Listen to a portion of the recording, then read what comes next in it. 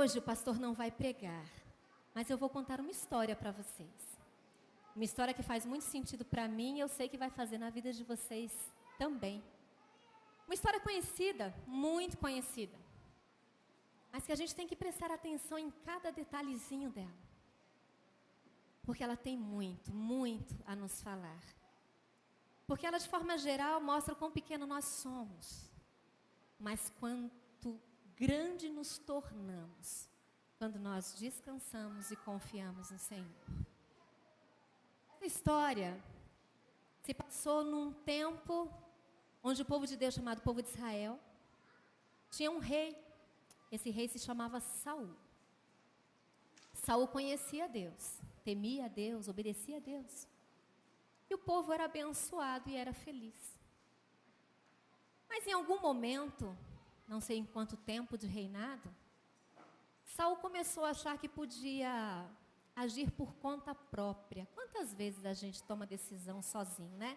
A gente acha que a gente é suficiente, então eu vou fazer do meu jeito e não consulta a Deus, não é assim? E Saul, por mais que conhecesse a Deus, ele começou num reinado do povo de Deus, agir por conta própria, por conta dele mesmo. E claro, consequência disso, o povo começou a sofrer. Mas não só o povo começou a sofrer, como entristeceu demais o coração de Deus. Demais. Saul começou a andar tanto por conta própria que perdeu a noção do que estava fazendo, das coisas que fazia, de como fazia. Chegou ao ponto de ir em batalha, porque nessa época o povo de Deus estava em luta com o povo filisteu, e pensa num povo folgado, um povo ruim, mau, que não temia Deus, que fazia coisas horrendas. E mesmo em meio a tudo isso, Saul achou que ele podia fazer as coisas sozinho. Em meio a uma das batalhas, ele simplesmente disse, não, continue lutando, não é para dar comida, não tem que descansar não, continua lutando. Qual é o soldado que luta sem alimento, sem descanso, que não faz um revezamento? Nós estamos em guerra espiritual. Se a gente não se alimentar, se a gente não descansar no Senhor, vai ser a mesma coisa. Estamos por conta. Mas Saul achava que podia, e ele chegou a dar ordem, e o povo começou a sofrer. Isso entristeceu tanto o coração de Deus, que ele decidiu que levantaria um outro rei para o seu povo, em amor ao seu povo. E então ele foi até o profeta Samuel, que muitos conhecem, já ouviram falar do profeta Samuel? E pediu que Samuel fosse à casa de um homem chamado Jessé, porque da casa de Jessé viria o novo rei, que reinaria sobre o povo. Mas um rei segundo o coração dele. E foi Samuel até a casa de Jessé. Chegando à casa de Jessé, conversou com Jessé e falou, você tem filhos, não tem? Ele disse, sim, eu tenho 8. Pois pronto, me chame seus filhos. E vieram seus filhos, Vag, Gideão, Moacir, por favor, os filhos de Jessé. Isaac, pastor Aguinaldo, Fred, por favor, os filhos de Jessé, para a igreja conhecer. Temos 5? Caíque, filho de Jessé, Caíque. Um mais próximo aqui, eu não sei o nome. Pode ser você, meu querido? Venha, por favor. Qual o seu nome? Eu esqueço, perdão. Johnny. E Johnny, todos filhos de Jessé. 1, 2, 3, 4, 5, 6, 7. Todos filhos de Jessé. E Samuel sabia, afinal de contas, Deus havia pedido para que ele fosse lá, porque de lá sairia o novo rei. E Samuel começou a olhar. Será que é este? Qual será que, né? Não sei, ele não sentia, ele olhava talvez aquele. Não, acho que não. E Samuel começou a ficar assim, até que Deus falou assim, olha, você está olhando uma coisa errada. São soldados, inclusive já eram soldados de guerra. Eles lutavam, tá? Mas Deus olhou e falou assim, não é nenhum deles. Você está olhando a aparência de soldados. E não estou olhando isso, eu estou olhando o coração. Não é nenhum deles. Então eu lamento, nenhum de vocês vai ser rei de Israel. Vocês podem voltar.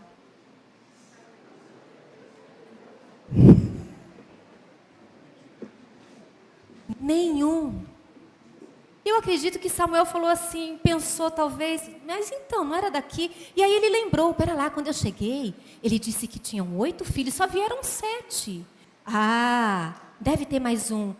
Gessé, você não disse que tinha 8 filhos? Não está faltando um? Ele, sim, mas é o mais novo. Ele está lá no campo, ele é pastor de ovelhas, toca harpa.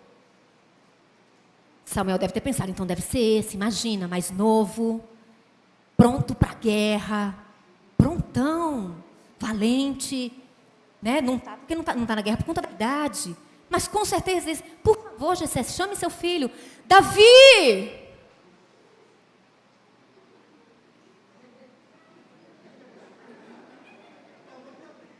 Veio Davi, jovem, miudinho, não era soldado, fora da idade.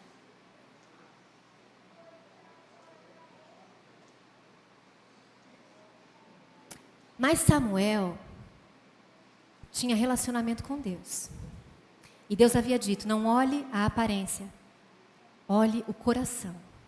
E na hora, Samuel sentiu, é este. E quando a gente não questiona a ação de Deus, a gente obedece. E Samuel o abençoou e foi embora. Seria ele. Davi foi embora, Samuel também. Mas Davi guardava tudo em seu coração. O tempo passava e tudo Davi guardava em seu coração. E chegou um tempo que Jessé, preocupado com seus filhos que haviam ido para a guerra, pediu que Davi fosse até o campo de batalha, não lá dentro, mais próximo, para levar mantimento.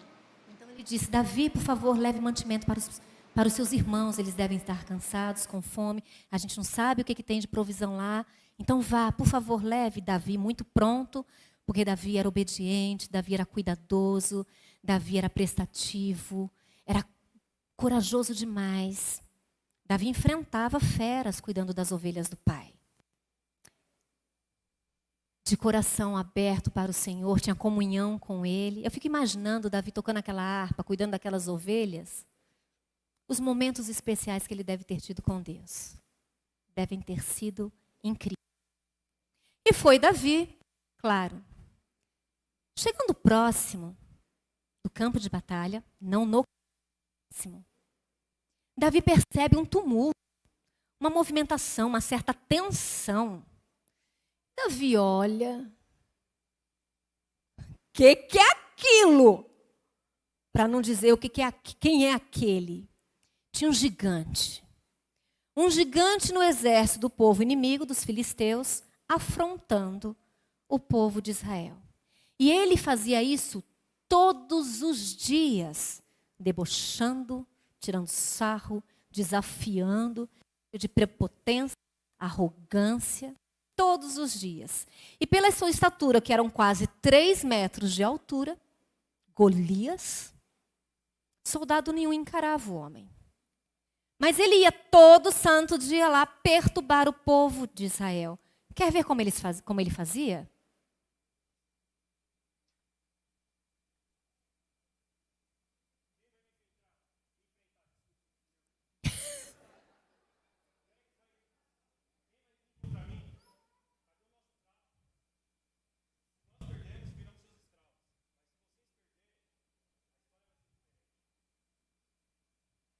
Pensa num homem de 3 metros, todos os dias desafiando. Ele queria um para lutar com ele.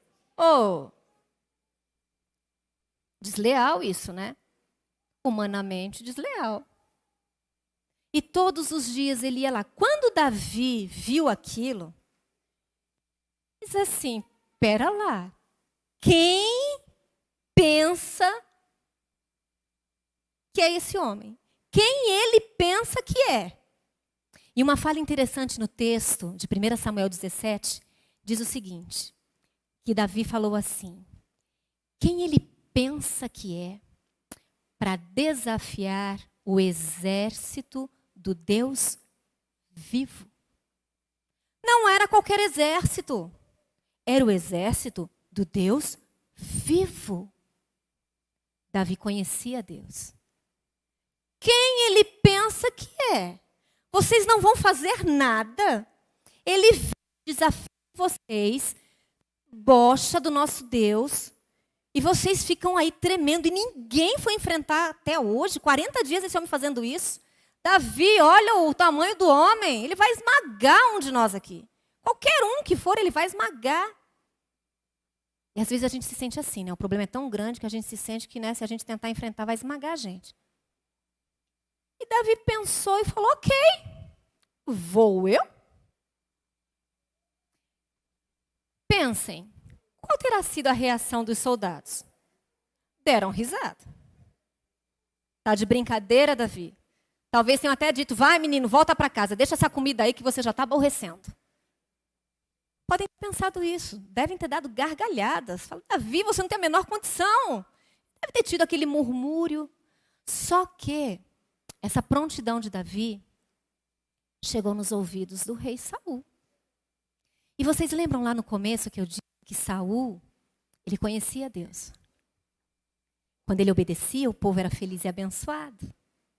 Quando ele começou a andar por sua conta, a desgraça começou a cair sobre o povo de Israel. E ele ouviu e mandou chamar Davi. E ele olhando para Davi falou, Davi não tem a menor condição, você é muito jovem, você nem é soldado, você não está pronto. Tudo recurso humano, né? Para quem conhecia Deus é meio esquisito, mas enfim, você não tem condição de ir. Mas Davi falou, vou. Eu enfrentei, eu matei leões, eu matei urso em defesa das minhas ovelhas. Eu matei, eu posso enfrentar esse filisteu. E Saul consente. E eu me paro para perguntar, por que Saul consentiu? Das duas, uma, penso eu. Isso é um raciocínio meu, tá? O homem é muito grande, o exército está com medo, ele afronta todo dia, eu já estou cansado disso, eu estou perdendo as forças, a gente está perdendo, eu estou sem esperança, eu não sei se isso vai dar certo. Quer saber, vai um lá pelo menos, sei lá, mas aí a gente vai virar escravo. Paciência, vai assim mesmo, vai acontecer mais cedo ou mais tarde. Talvez, não sei que ele tenha pensado isso.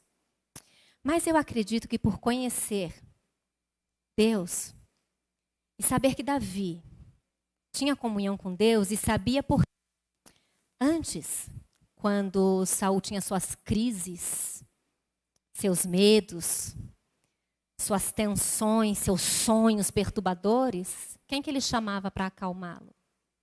Davi. E Davi ia até ele, tocava a sua harpa, e Deus ali fazia um mover tremendo, e tudo de ruim que estava em Saul naquele momento, aquilo ia embora. E eu fico imaginando tudo que acontece com o agir de Deus, a paz que não é depois. O choro dura uma noite, mas a alegria vem pela manhã, não é assim que a Bíblia fala? Então Saul sabia quem era Davi, penso eu. Ok, Davi, vá. E uma fala interessante de Saul é que ele diz que o Senhor te acompanhe. Ele sabia. E foi Davi. E eu fico imaginando como que Davi foi. De manhã, o pastor, quem esteve de manhã no culto e nos acompanhou em casa, falou em algum momento do orgulho. Que o orgulho é o início da queda, não foi isso, pastor? Eu fico imaginando, Davi com certeza foi com medo, porque era humano. Nós temos medo. Davi foi tremendo, eu acredito. Somos humanos. Mas ele foi. E ele foi por quê? Porque ele confiava em Deus. Ele sabia em quem cria. Afinal de contas, quem é ele para desafiar o exército do Deus vivo? Ele sabia de quem era aquele exército, não era qualquer um. Ele não olhou, ele não falou assim, olha o tamanho do exército. Ele não olhou isso, ele sabia que o exército era do Deus vivo. Vamos tentar imaginar como foi esse confronto? Davi!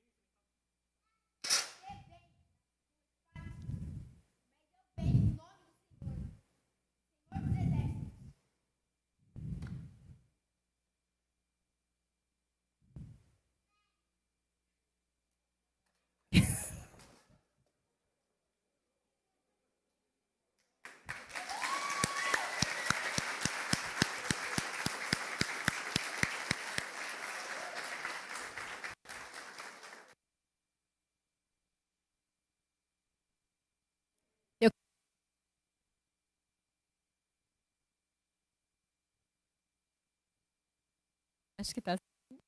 Eu quero agradecer aos meus atores por terem topado o desafio.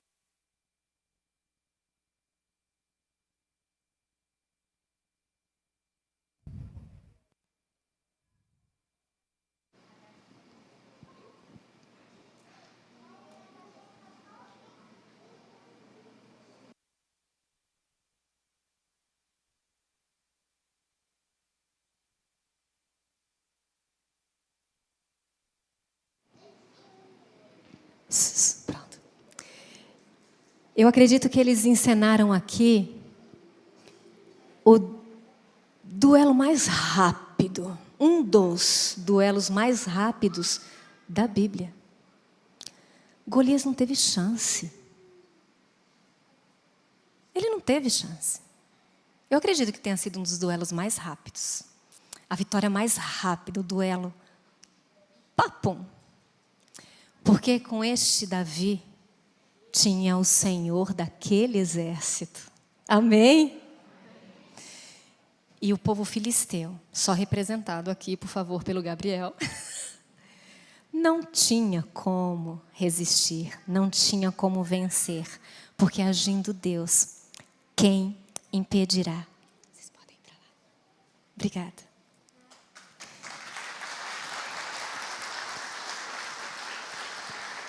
E pensando na aplicação para as nossas vidas, eu tirei apenas três pontos dessa linda história de encorajamento. O primeiro ponto é que se importe com o que Deus vê em você. Às vezes as nossas ações são... Deixa eu tirar isso aqui para não atrapalhar. São baseadas na impressão do que o outro pensa, do que o outro vai fazer. Não que a gente não tenha que se importar, porque tudo que a gente faz afeta o outro de certa forma, mas que afete para o bem, para a bênção, para abençoar. Mas na hora de fazer qualquer coisa, de pensar qualquer coisa, de tomar qualquer atitude, de tomar qualquer decisão, se baseie naquilo que Deus pensa de você. Deus olhou o coração de Davi, Ele não olhou a aparência, Ele não olhou o que ele tinha, Ele não olhou nada, Ele olhou o coração. E é o coração que Deus olha em nós. Cada um de nós, é o nosso coração, é a nossa intenção. E Ele costuma dar muito mais além do que pedimos ou pensamos, se o nosso coração estiver voltado nele. Eu vou pedir para, se possível, colocar ali 2 referências bíblicas, que na correria do ensaio do teatro não deu tempo. Jeremias 29:11.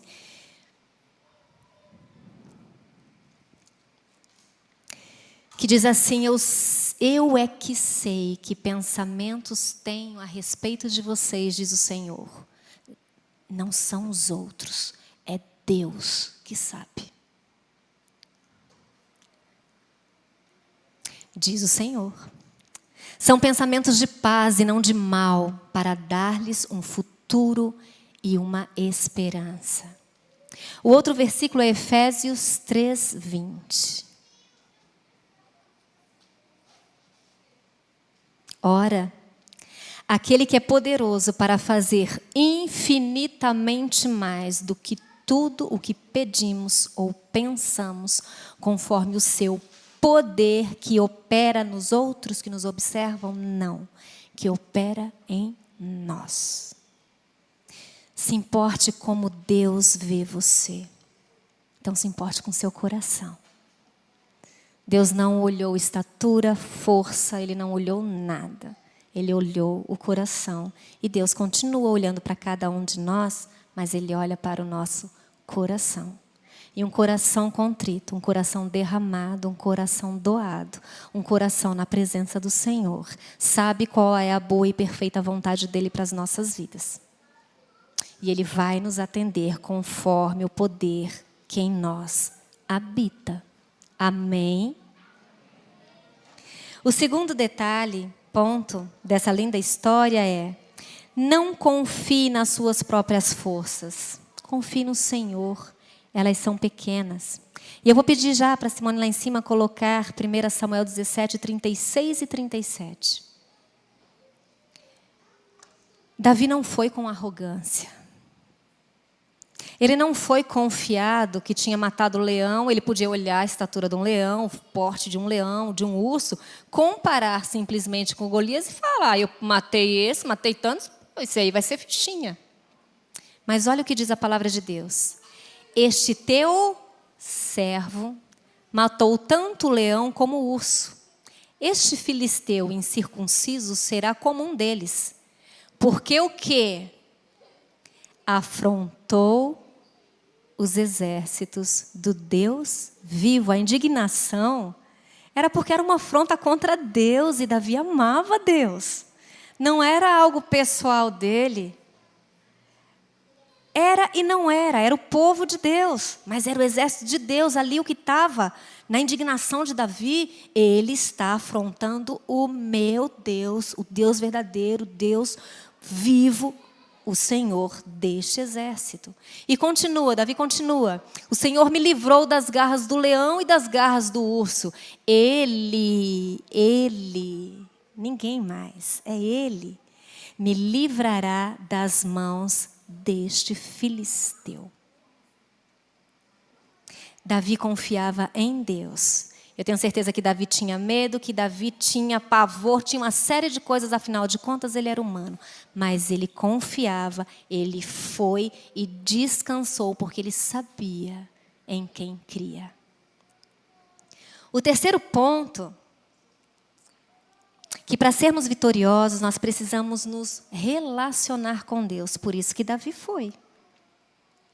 E aí a gente lembra lá na história, se você ler o capítulo, o quê? Que tentaram vestir Davi com uma armadura para proteger contra Golias, mas não servia nele. Ele mal conseguia andar, diz a Bíblia que ele mal conseguia andar. Imagina, de ferro, aquelas coisas pesadas que nem a gente assiste nos filmes, né? Ele não conseguiu usar aquilo.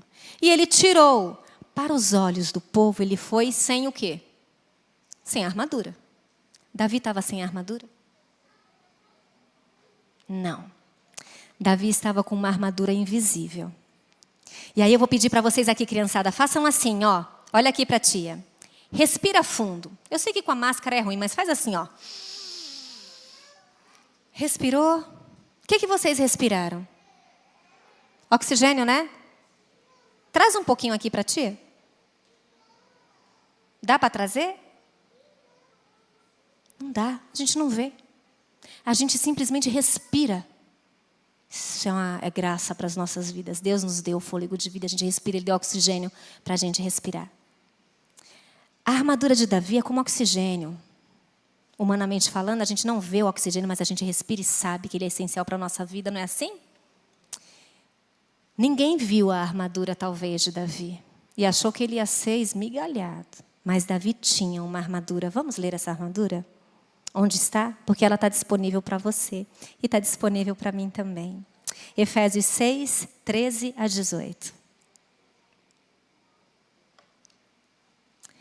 Por isso, peguem toda a armadura de Deus para que vocês possam resistir no dia mau. E depois de terem vencido tudo,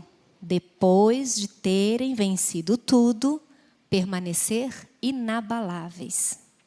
Portanto, fiquem firmes, cingindo-se com a verdade e vestindo a couraça da justiça. Tenham os pés calçados com a preparação do evangelho da paz, segurando sempre o escudo da fé, com o qual poderão apagar todos os dardos inflamados do maligno. São setas. Olha o que diz a palavra de Deus. Apagar todos os dardos. Usem também o capacete da salvação e a espada do Espírito, que é a palavra de Deus. Davi estava com essa armadura inteira. E eu acho que quase ninguém daquele exército viu. E foi por isso que Davi venceu. Aí, criançada, vocês podem estar pensando, ok, tia, mas não tem mais gigante hoje. Ah, tem. Não tem gigante para nós como o de Davi. 3 metros de altura, grandão, cheio de armadura. Não tem. Existem pessoas altas, mas não gigantes, a ponto de nos amedrontar. O que nos amedronta é a gigantesca maldade que existe no coração do homem. Nós não temos gigantes como Golias, em corpo físico, um homem simplesmente muito grande de um exército. Mas nós temos medos, nós temos inseguranças, nós temos violência na nossa porta diariamente. A gente sai, pede para Deus guardar e volta. Por quê que a gente sai assim, tomando todos os cuidados? Porque a gente sabe. Existe violência, existe dor, existe sofrimento, existe fome, existe ansiedade, problemas, falta de dinheiro. E quando se tem muito dinheiro, tem falta de outras coisas que dinheiro não paga. Existem doenças. E às vezes são situações tão grandes que elas se comportam e elas aparecem para a gente como verdadeiros gigantes. E você olha e você vai ter medo. Eu não vou conseguir. Mas existe uma armadura. E a gente pode vencer os gigantes de cada dia na vida da gente. Uma coisa que eu quero ressaltar também na questão do você não confiar nas suas próprias forças, porque existem 2 questões aqui. E ambas estão erradas. Existe aquela pessoa que confia muito em si. Eu posso, eu sou suficiente, eu faço, eu aconteço, eu consigo. Mas existe aquela pessoa, eu não posso, eu não vou, eu não consigo, eu não posso, eu não tenho ânimo, eu não tenho força, eu não tenho isso, eu não tenho aquilo. Quem assistiu aquele desenho? Oh, vida, oh, céus, oh, azar antigo, né? Me entreguei aqui agora. Era uma hiena, né? Alguma coisa assim, não lembro. Oh, alguém sabe o nome. Nós temos essa armadura, essa força vem do Senhor. A gente não precisa fazer esforço, não tenha sobre ti nenhum trabalho qualquer que seja. É meu, somente meu todo o trabalho. O nosso trabalho é descansar. Mas como é difícil. Porque desde a queda, a gente tem a tendência de querer andar sozinho. A queda é o exemplo do, eu não preciso de Deus, eu posso ser que nem ele, eu faço sozinho as coisas. Começou assim. Mas a gente não pode. E se a gente tem à disposição da gente uma armadura e um Deus que diz, é meu todo o trabalho e não o teu é descansar em mim, por que que a gente não descansa?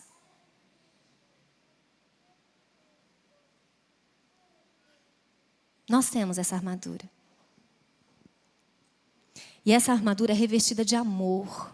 Deus tem um amor incondicional sobre nós, para conosco. Que todas essas peças dessa armadura passem a ser peça fundamental do nosso vestuário. Que a gente busque a cada dia essa armadura, porque como Davi, e eu creio que foi o mesmo Deus ontem, é o mesmo Deus hoje e será eternamente, isso diz na palavra. Aquele mesmo Davi que se apoiou em Deus, esse Deus é o mesmo e nós podemos ser igual a Davi. Não tem diferença, só muda o tempo, a época. mas Deus continua sendo o mesmo. Que a gente possa se apegar a esse Deus maravilhoso. E que quando a gente olhar as dificuldades da vida, nossos medos, nossas ansiedades, a nossa incerteza, futuro incerto, tudo que te causa desconforto, que te causa angústia, deposita diante do Senhor. Vai com a força que não é tua, mas vem dele. Porque todas essas coisas ruins vêm com setas, com cajados, com espadas, com tudo para te acertar. Mas nós vamos em nome do Senhor. O Senhor, Deus vivo, Deus do nosso exército, do povo de Deus. Amém?